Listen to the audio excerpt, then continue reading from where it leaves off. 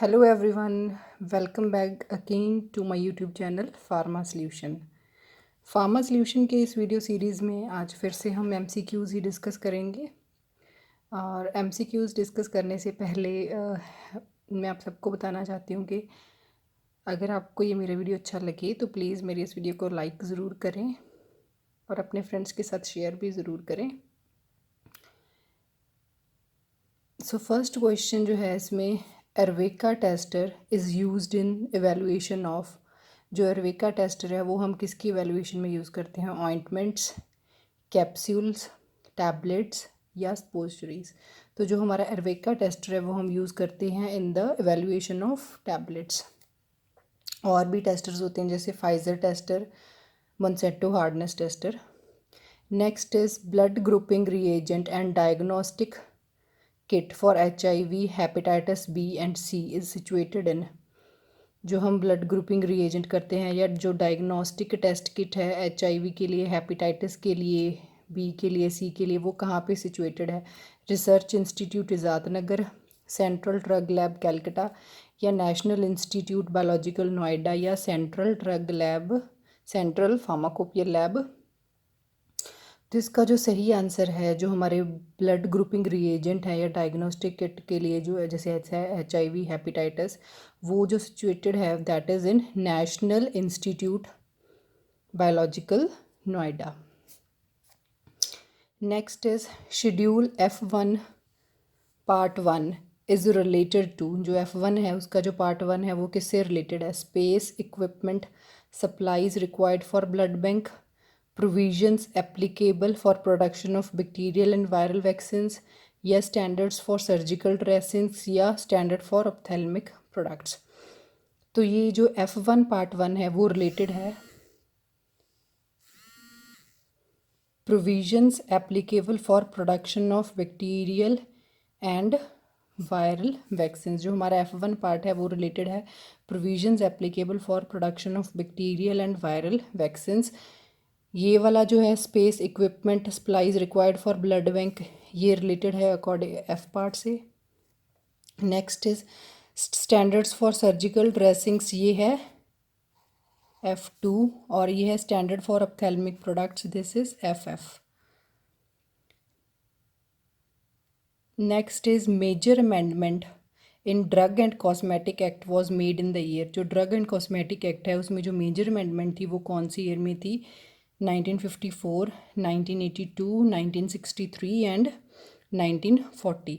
तो इसका जो सही आंसर है, जो हमारे ड्रग एंड कॉस्मेटिक एक्ट में जो मेजर अमेंडमेंट की गई थी वो की गई थी इन the year 1982। Next is order of dissolution rate for polymorphs. जो पॉलीमॉर्फ का डिसोल्यूशन रेट है वो कैसे होता है? सबसे ज़्यादा अमॉर्फस की होती है या मेटास्टेबल या स्टेबल की, या सबसे ज़्यादा स्टेबल की या मेटास्टेबल की या अमॉर्फस की, या अमॉर्फस की सबसे ज़्यादा होती है, स्टेबल उसके बाद स्टेबल या मेटास्टेबल, अमॉर्फस और स्टेबल। तो जो डिसोल्यूशन रेट है इसको याद करने के लिए मैं आपको बता दूं, जो सबसे ज़्यादा डिसोल्यूशन रेट होता है वो होता है हमारा अमॉर्फस का, और जो सबसे कम होता है वो होता है स्टेबल पॉलीमॉर्फ्स का। तो सबसे पहले आ गया अमॉर्फस, सेकंड आ गया स्टेबल। तो हमने क्या देखना है? वो फर्स्ट नंबर पे अमॉर्फस है, लास्ट पे स्टेबल है, तो बीच में आ गया मेटास्टेबल। सो इसका आंसर है ए, दैट इज़ अमॉर्फस के बाद मेटा। सबसे ज़्यादा डिसोल्यूशन रेट है अमॉर्फस का, इसके बाद है मेटास्टेबल का और इसके बाद है स्टेबल का। Next is Kedde test is used for identification of anthracene glycosides, cardiac glycosides, resins, saponins. तो जो हमारा किडे टेस्ट है वो हम किसके लिए यूज़ करते हैं? एंथ्रासीन ग्लाइकोसाइड्स के लिए या कार्डियक के लिए या रेजिन्स के लिए या सेपोनिन्स के लिए? तो जो किडे टेस्ट है वो हम करते हैं फॉर द कार्डियक ग्लाइकोसाइड्स। इसमें कार्डियक ग्लाइकोसाइड्स में एक और टेस्ट आता है जो बहुत इंपॉर्टेंट है, दैट इज़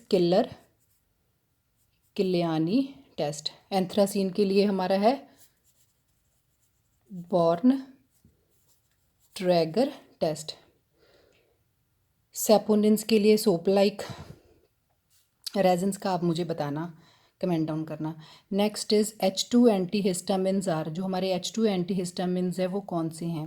इसमें से ओमिप्राजोल है, सुक्रालफेट है या सिमेटिडिन है। ये सभी H2 एंटीहिस्टामिन्स हैं। तो इसमें जो H2 एंटीहिस्टामिन है दैट इज़ सिमेटिडिन, और इसमें आते हैं रेंटिडिन, फोमेटिडिन, और ये जो ओमिप्राजोल है ये क्या है, प्रोटोन पंप इनहिबिटर। सुक्रालफेट है अल्सर प्रोटेक्टिव। ये सभी आते हैं एंटी एसिड्स के under. Among these which one is quinolone antibiotic, इनमें से क्विनोलोन एंटीबायोटिक कौन सा है? नेलीडिक्सिक एसिड, निस्टैटिन, मिकोनाजोल या डेप्सोन। तो जो हमारा इसमें जो क्विनोलोन एंटीबायोटिक है दैट इज़ नेलीडिक्सिक एसिड। जो हमारा डेप्सोन है ये सल्फोनामाइड से रिलेटेड है। मिकोनाजोल है अजोल डेरिवेटिव। निस्टैटिन आप मुझे बताना। नेक्स्ट इज़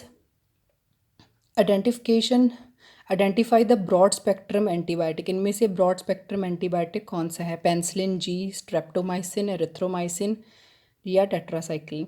तो जो ब्रॉड स्पेक्ट्रम एंटीबायोटिक है वो है टेट्रासाइक्लिन, सही आंसर। और एक और ब्रॉड स्पेक्ट्रम एंटीबायोटिक आता है दैट इज़ क्लोरमफेनिकोल। और ये जो पेनिसिलिन जी है, स्पेक्ट्रोमाइसिन, स्ट्रेप्टोमाइसिन और एरिथ्रोमाइसिन है, these are all narrow spectrum.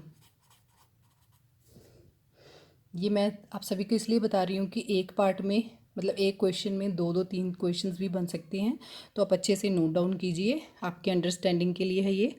Next is among the following antibiotics identify which is obtained from एक्टिनोमाइसीट्स, इनमें से कौन सा एंटीबायोटिक है जो हमें एक्टिनोमाइसीट से मिलता है? क्लोरमफेनिकोल, पेनिसिलिन, सेफेलोस्पोरिन्स या पॉलीमिक्सिन बी। तो जो हमें एंटीबायोटिक फ्रॉम एक्टिनोमाइसीट्स मिलता है दैट इज़ क्लोरमफेनिकोल। जो हमारा पेनिसिलिन एंड सेफेलोस्पोरिन्स है ये हमें मिलते हैं, पेनिसिलिन एंड सेफेलोस्पोरिन्स हमें मिलते हैं फंगाई से, और जो पॉलीमिक्सिन बी है ये हमें मिलता है बैक्टीरिया से। नेक्स्ट जो क्वेश्चन है that is identify the drug used in the treatment of leprosy, इनमें से कौन सा ड्रग है जो हम लेप्रोसी की ट्रीटमेंट में यूज़ करते हैं? केप्रियोमाइसिन, एमिकासिन, डेप्सोन या कैनामाइसिन। तो जो हम ड्रग करते हैं लेप्रोसी की ट्रीटमेंट में दैट इज़ डेप्सोन। ये हमारा जो केप्रियोमाइसिन है, एमिकासिन है या किनामाइसिन है, these all are the drugs that we used in the treatment of tuberculosis. हम टीबी की ट्रीटमेंट में ये बाकी सारे ड्रग्स यूज़ करते हैं। Next is quinine is used as anti malarial, anti arrhythmic, anti anginal या एंटी रूमेटिक। तो जो क्विनीडीन है उसका क्या यूज़ है? ये एंटी मलेरियल है, एंटी एरिथमिक है, एंटी एंजाइनल है या एंटी रूमेटिक है? तो जो क्विनीन है वो हम एज एन एंटी एरिथमिक, क्विनीडीन हम एंटी एरिथमिक यूज़ ड्रग करते हैं। और एंटी मलेरियल में एक आता है, कन्फ्यूज़न मत होना, वो है क्विनीन। एंटी एंजाइनल में क्या है? जैसे हमारा ग्लिसरल ट्राइनाइट्रेट हो गया, और एंटी रूमेटिक में जैसे नसेड्स हो गए हैं। Next is long acting insulin is, इनमें से लॉन्ग एक्टिंग इंसुलिन कौन सा? Insulin lispro, lente, isophane insulin या प्रोटामिन जिंक इंसुलिन। जो हमारा लॉन्ग एक्टिंग इंसुलिन है that is protamine zinc insulin. ये जो है insulin lispro this is rapid acting. जो लेंटे है that is lente and isophane insulin, ये दोनों हैं इंटरमीडिएट एक्टिंग।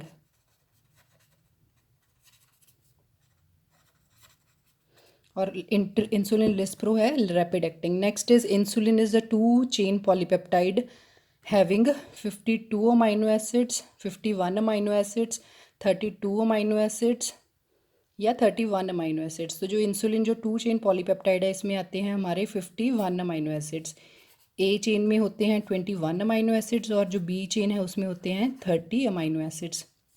इसमें से और है जो हमारा ह्यूमन इंसुलिन है वो 2 से ज़्यादा रिलेटेड होता है, मतलब human insulin similar to beef and pork insulin. और जो सबसे ज़्यादा मतलब ह्यूमन इंसुलिन की सिमिलैरिटी है वो बीफ और पॉर्क से ज़्यादा है, बीफ से ज़्यादा है पॉर्क की। मतलब human insulin is more related to pork insulin. सिर्फ इसमें 3 अमाइनो जैसे होते हैं, 1 अमाइनो एसिड का डिफरेंस पाया जाता है। Next is identify the alpha glucosidase inhibitors. इनमें से अल्फ़ा ग्लूकोसाइडेज इनहिबिटर कौन सा है? पायोग्लिटाजोन, रेपिग्लिनाइड, रोसीग्लिटाजोन या मिगिटिलोल। तो जिसमें है अल्फ़ा ग्लूकोसाइडेज इनहिबिटर है वो है मिगिटिलोल। एक और आता है उसमें, that is acarbose. Alpha glucosidase inhibitors दो हैं, एक तो मिगिटिलोल है, एक अकारबोज है। जो हमारा रेपिग्लिनाइड है दैट इज़ मेटाग्लिनाइड डेरिवेटिव, मेटाग्लिनाइड डेरिवेटिव। और ये दोनों जो है पायोग्लिटाजोन एंड रोसीग्लिटाजोन ये हैं थायाजोलिडीन डायोन डेरिवेटिव्स। ये दोनों है थायाजोलिडीन डायोन डेरिवेटिव्स। ये सभी आते हैं हमारे एंटी डायबिटिक ड्रग्स में। Next is gold sodium thiomalate is used as. जो गोल्ड सोडियम थायोमलेट है वो हम किस में यूज़ करते हैं? Anti rheumatic, anti gout, vitamin supplement या चिलेटिंग एजेंट। तो जो गोल्ड सोडियम थायोमलेट है वो हम यूज़ करते हैं as a anti rheumatic. Next जो क्वेश्चन है that is identify carbonic anhydrase inhibitors among the following. इनमें से कार्बोनिक एनहाइड्रेज इनहिबिटर कौन सा है? स्पाइरोनोलैक्टोन, ट्राइमेट्रीन, इंडेपिमीन या आइसोसॉर्बाइड या एसिटाजोलामाइड। तो इनमें से जो कार्बोनिक एनहाइड्रेज इनहिबिटर है दैट इज़ एसिटाजोलामाइड। स्पाइरोनोलैक्टोन, ट्राइमेट्रीन ये है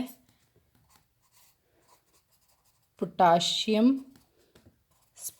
पेयरिंग डायूरेटिक, इंडेपामाइन है थायाजाइड लाइक डायूरेटिक, और जो आइसोसॉर्बाइड है ये है osmotic diuretic. Next is identify the fat soluble vitamin. इनमें से आप जो फैट सॉल्युबल विटामिन है वो आइडेंटिफाई करिए। थायमिन, साइनोकोबैलामिन, मीनाक्विनोन्स या ascorbic acid.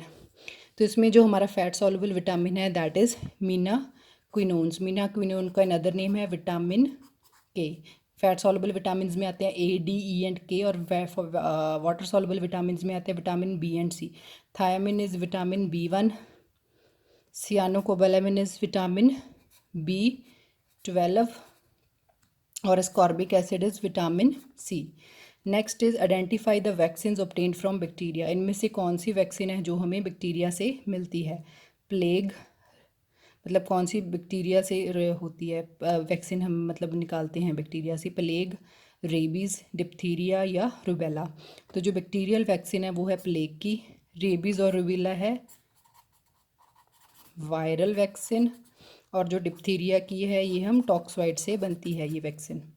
Next is bacillus Calmette Guerin is dash vaccine. जो बैसिलस कालमेटिक ग्वेरिन है वो कौन सी वैक्सीन है? कंबाइंड वैक्सीन है, बैक्टीरियल वैक्सीन है, वायरल है या टॉक्सवाइड है? तो जो बैसिलस कालमेटिक ग्वेरिन है दैट इज़ बैक्टीरियल वैक्सीन।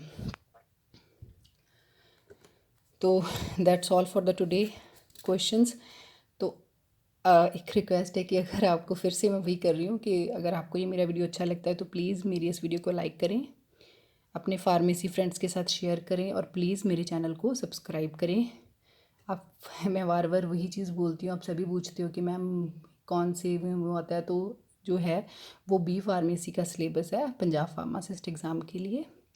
और ये जो क्वेश्चंस हैं इनमें से कुछ जो पहले आ चुके हैं, कुछ जो मुझे इम्पोर्टेंट लगते हैं, मतलब मैं हर टॉपिक में से इम्पोर्टेंट क्वेश्चन रोज़ निकालती हूँ तो आपके लिए डालती हूँ वीडियो।